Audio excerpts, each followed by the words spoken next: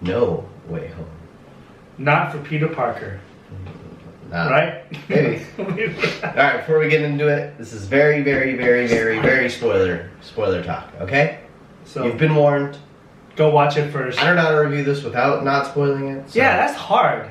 Very I don't know hard. everybody's doing non-spoiler review. I'm thinking like, how do you do it? But the internet sucks anyway. If you just scroll through your like For You section in Instagram, like you'll see a spoiler for sure. I stay off Facebook, Instagram, and YouTube. I didn't even watch them until I got to see the movies. Right, for sure.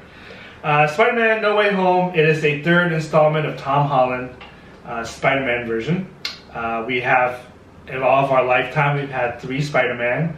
Tobey Maguire, Andrew Garfield. Would you count Into the Spider-Verse? Like people? No, because I feel like it's a lot easier to do Into Spider-Verse, like multiverse, because it's an animation. I'm not taking anything away from people who does animation. It is hard, but I feel like it's a lot harder to do multiverse live action, which we actually, spoiler alert again, we do have it in this movie. This is like an Into the Spider-Verse movie, like live action. And so it's very cool. Very cool. Into the Spider-Verse is a great movie as well. So this is the third highest. I can't say. What is it? The third highest grossing or third highest opening. Yeah. Domestic. In the world. In the world. Okay. In the not world. Domestic. Yeah. So international. This is huge for a Spider-Man movie because I don't think the other ones made that much money debut-wise, and so it's behind Endgame and Infinity War. Well, it's super anticipated. Like, there's rumors ever since the movie came out, or like the second one, Far From Home.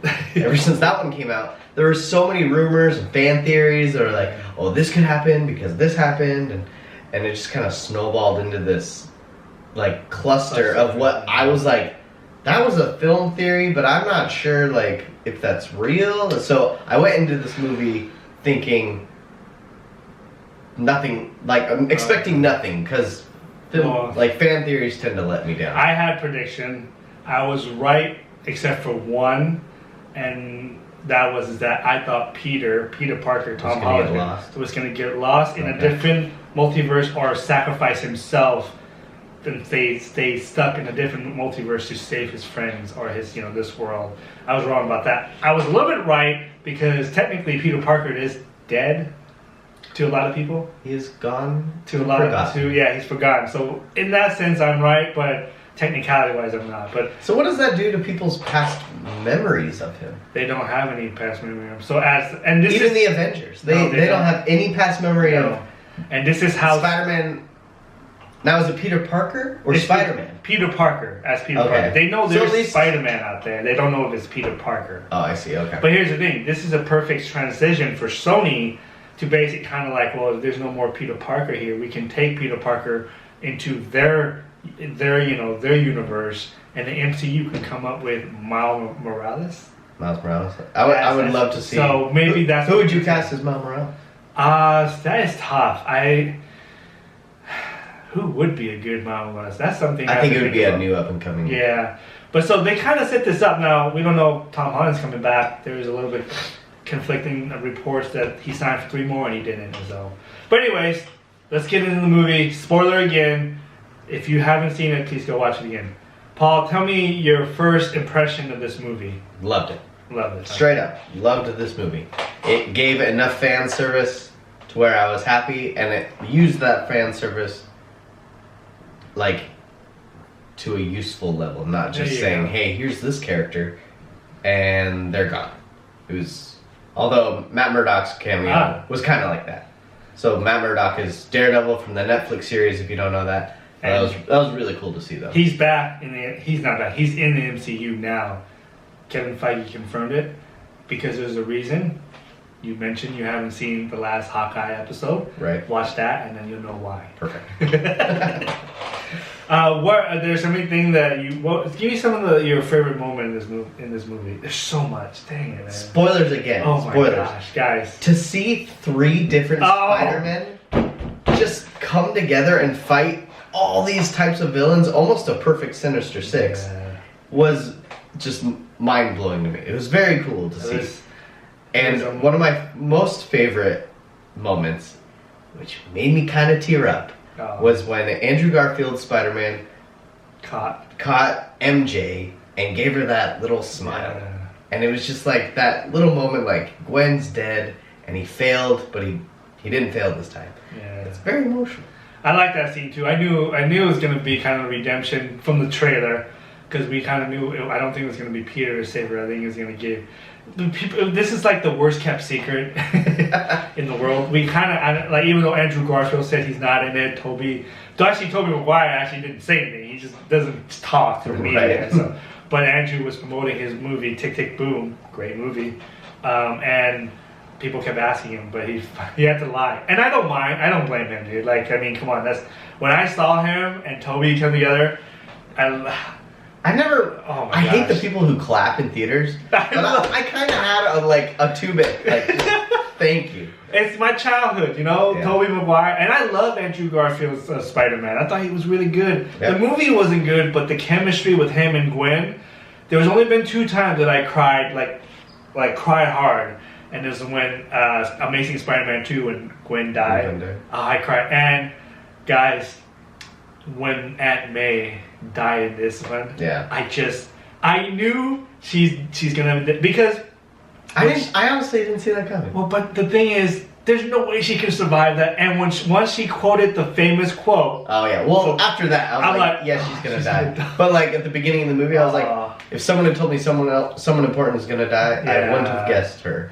And I cried. I hate to say it. It was so sad. And it's because the acting of Tom Holland. He was great in this movie. Nobody phoned it in this movie. No. Like, everybody did so well. Even Tobey Maguire and Andrew Garfield. They easily could have just said, give me the check and bounce. No. They did really well. Two of my favorite character is Green Goblin, Willem Dafoe, and what's his name? Dr. Alfred Molina. Alfred Molina, yeah. They were so funny in this one. And it was pretty... Yes, they also did very well. Especially Green Goblin. Yes. He's way more menacing, and I would argue that he's the main villain in this. And it's just wow. That if you're watching still and you haven't seen it, go freaking see it, dude. He's my favorite. Is actually when Peter Parker fights get that, you know, the spider sense, and he realized who it is. And man, that scene was brutal. Mm-hmm. When he got beat, his ass got beat like to the ground. He was going through walls, going through floors, going out. Like, it was. But not only that scene, but the last fight where Peter's wailing on him. Oh man, that was some brutal, like Punisher style type violence, like just laying into him, and just so good. So good. Love this movie. Love anything else that you love about any scene that you want to talk about that you enjoy the most? Dude, we could go on for like make a whole podcast. They'll probably have a podcast about this, but most likely it's just everything was really, really well done. The one thing that I don't like. Let's talk about this. I have a couple. I have one thing. Okay. The first like 15 minutes or so is pretty clunky because I feel like they were trying to rush to the multiverse stuff. Like Peter's in trouble with who knows what, the FBI, the CIA, whatever. Like he has to lawyer up and all that. Like even the editing was just super quick and weird and clunky. But it's okay because I wanted that to be over and done with so they can get to the multiverse stuff anyway. Okay, yeah, I can see that. And Peter's motivation for like changing the whole multiverse or whatever is not because everyone knows he's Spider-Man, but because he didn't get into college and his friends didn't get into Well, I think it's a little... No, I'll push back. It's not about him. Remember, he went there. It's not about me. I guess It's about the people that he's willing. Dude, you gotta come as an 18. Or he's what, 17 years old, 17 years old. He's thinking about other people. He's not even thinking about like the ramification of what this can bring. He's in high school. I mean, he had other motivations, obviously, but to have one of those be like a main focal point. My thing is Peter only asked for 5 things to change, right? Yeah, he asked for 5 things. But Doctor Strange says 6 things. Wow. Is there a hidden thing that Doctor Strange threw in there? I don't know, I have to watch it again. Yeah, it's pretty interesting to go back. My favorites, one of my things that I didn't like about this movie was some of the humor didn't do for me. There was a couple, the banter the between classic, the kids. Yeah. The classic MCU. It was fine. It humor. just, I kind of like, okay, we're over this. Let's, it didn't work to a certain extent. My other one that I had issue is actually, yeah. It's that scene where the very end when Tom Holland was going to throw that glider into. Oh, yeah. And Toby caught him, right? And then he gets stabbed. What was the point? That's the part where I didn't. Why? I want to say because he stayed alive. I want to say he got stabbed to keep Green Goblin bad. He wasn't gonna turn Green Goblin good all of a sudden. Well, no, but he was already. But he didn't get cured. Was he already cured by then? I don't think he was. I don't think so. So he was still Green Goblin. So my only thing is like, okay, you had Toby stabbed. I'm like, are they going to kill Spider-Man? Like in my head, I'm like, what is going on? But then they just kind of like, he's fine. Like, yeah. That's the part. That's the only thing I had. The other one more thing is like, look, we know Doctor Strange is not the main point of this movie, and we knew that eventually he was going to go away, and then he was going to come back, just like Tony Stark in Far Away. Oh no, the first one, which is Homecoming. But he was trapped by Peter's in his basically dimension in his home court. Yeah, that's his home court.